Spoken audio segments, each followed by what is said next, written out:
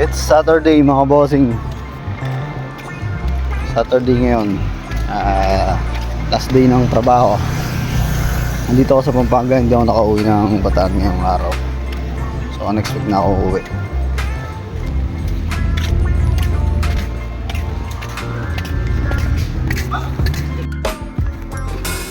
So ayan, medyo okay naman yung panahon ngayon. Hindi na umuulan. Konti.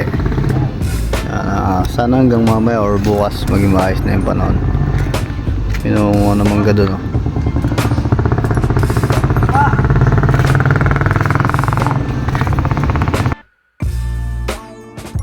Atan pare.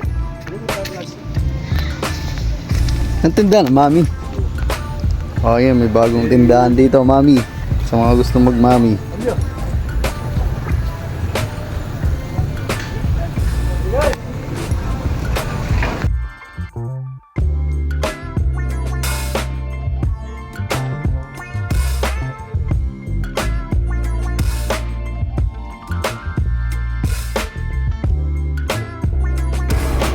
Happy Saturday, mga bossing.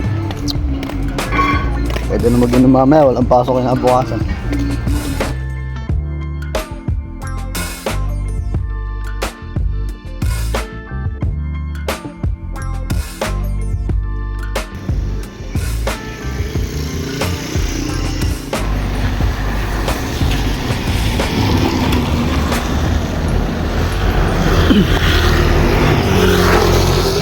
So yun mga bossing, 5:30 ng hapon.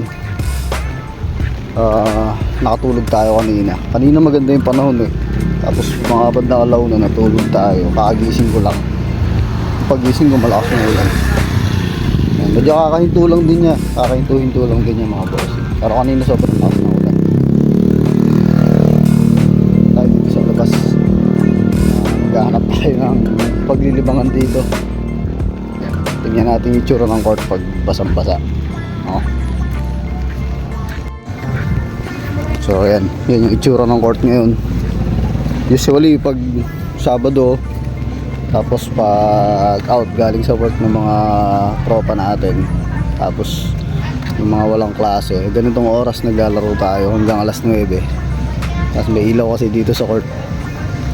So ayan, yung itsura ng court ngayon, basa. Siyempre umuulan kaya basa. Tapos may event dun sa Bayanihan Hall. Hindi ko alam kung ano to, birthday party ba or hindi ko alam.